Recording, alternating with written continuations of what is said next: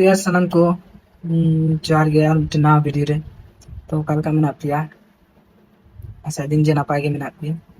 तो कथा हुई कना नापे पे बाडाई गया चे इन दो मिट्टी प्रोफेशनल एल्बम डिजाइनर कनी हेसे। तो तेहिं मिट्टी प्रोजेक्ट रे कामी थाई बारसिंग होना जहाँ प्रोजेक्ट रे कामी थाई। तो तेहिं कंप्लीट एन तिया project album time design complete किया। तो जहाँ घटना घटा कना तेहिं तो एल्बम में इन डिजाइन कंप्लीट किया। तो जहाँ को आपे एल्बम डिजाइनर कना पे से वीडियो को पे एडिटिंग गया को किस लेका पे बढ़ाया जे नंका लंकान जे अवस्था हुआ ठीक है। तो एल्बम डिजाइन के दिन कंप्लीट के दिन जो तो किछु नापाई गया था। तो ना क्लाइंटिंग को ले दिया क्लाइंट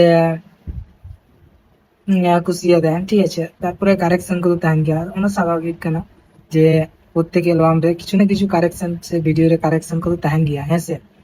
तो ओना तो स्वाभाविक ব্যাপার कना किंतु যখন আমি নেল के एल्बमটা যে কিছু ফটো মিসিং নিয়ে ঠিক আছে। কিন্তু इन जहाँ नाम लेते हैं यार की कोला दिन था ako तो जहाँ मालिक kan tale तो उन्हीं के कोला दिन था जे उनारे 115 टी गन फोटो था रहता है सिलेक्शन लेदा 130 टी ठीक है। तो उना फोटो सिलेक्शन ना जहाँ ব্যাপারটা था ना से उना পরেতে फोटो ऐड उना तो बाबू আরে দুঃখে বুঝিয়া কারেকশন তো ওনা তো ঠিক আছে যে মিক বারিয়া কারেকশন ফটো হানতে নাতে ঠিক আছে ওনা को মধ্যে রে ওনা ফাইল को মধ্যে রে ডিজাইন মধ্যে রে। কিন্তু যখন আবার ওনা को মধ্যে রে আবার ফটো এডোয়া যা ওনা পেজ করে ওনা জিনিসটা সে মানে একদম ভয় নষ্ট করকা ঠিক আছে। তো যাই को पे করা গিয়া को तो বেশ লেগা पे बढ़ाया তখন তিনি খারাপ বুঝে আসে রাগি বুঝে।